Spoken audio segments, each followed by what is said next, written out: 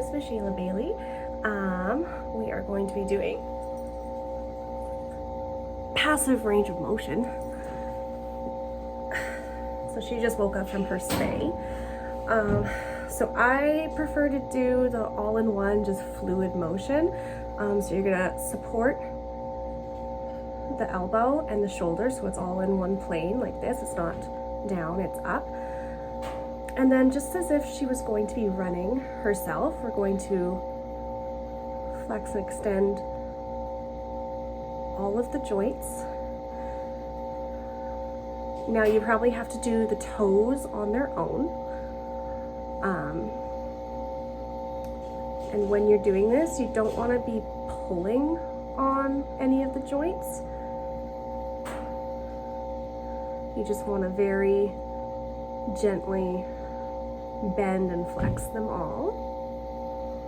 So I could probably do more flexing of the carpus there.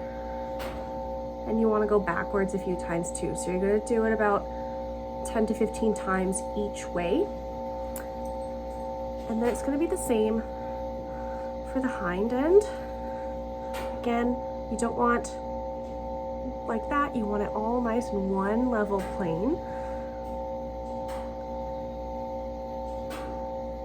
And as you're moving, you're going in a full circle. And making sure that all of the joints are doing their full range of motion. So that's that one. The hip is obviously as far back as you can go without pulling it. And then the knee kind of just does it on its own a little bit, but as you're doing the hip, the knee kind of just follows. So it's mainly the tarsus here that you have to remember to do that and that. And then you can do the toes separately as well if you need to.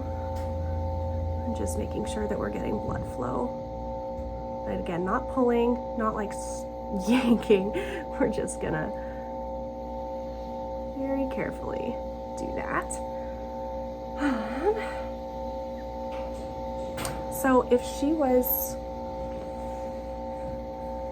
regurgitating, vomiting, anything like that, you would take a blanket and supporting, you kind of want to go under the shoulder a little bit too, the shoulder through the head. Just like when you lay on your back on your pillow, it's more comfortable to have your shoulder propped up on it as well. That's just kind of how it works. Now I want to do that so her head doesn't fall forward. Put that one there so her head doesn't fall, it stays here. No, you guys are good. And then her nose and her mouth can be angled downwards. You have to be very careful with an animal that has a TBI or some kind of head injury or even like glaucoma, because the intracranial pressure will be too much if we crank the head too much, and then you can actually increase the pressure. So you just want 15 to 30, not what she's doing, 15 to 30 degrees of an angle.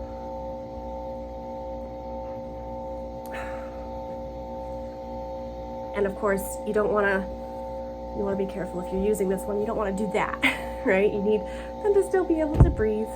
But we're going to do this so that they can just, the regurg, the vomit, the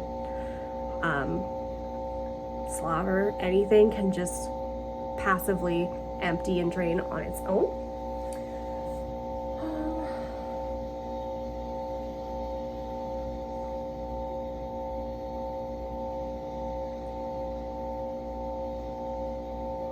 Okay, and then if she wanted to be, or we wanted her to be external,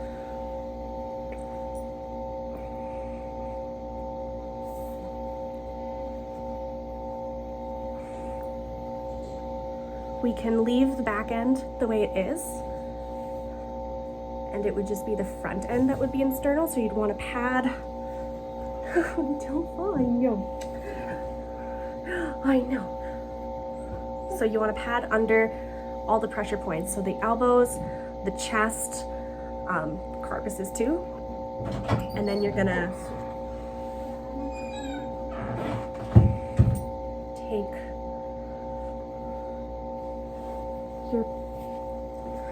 your pillows, your blankets, your towels rolled up,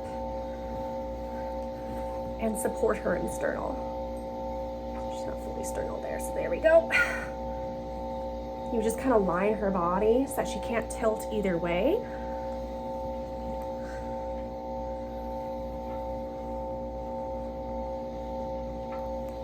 And then don't forget about the hips. You would want to pad the hips for sure. So she kind of just has an overall padding, but we'll give her more. So the top of the femurs where, and the ilium wing is where we're going to pad for that. And if her legs were longer, you'd need to pad where the tarsus is going to hit as well. And then every 4 to 6 hours, we're going to flip her. See, she's still kind of, she's tilted that way because the back end is tilted that way. So we're going to flip her to the other way every 4 to 6 hours. And this will prevent ulcers, pressure sores. For the chest, it'll help combat like a collapsed lung. And what else did we need to do? Which can impair, obviously, the breathing, give you a pneumonia risk, and it's just an extra complication that you can prevent by flipping every 4 to 6 hours so we don't get those ulcers, pressure sores, collapsed lung, those kinds of things. And then I guess for a truly recumbent patient that couldn't move their head the way that she is,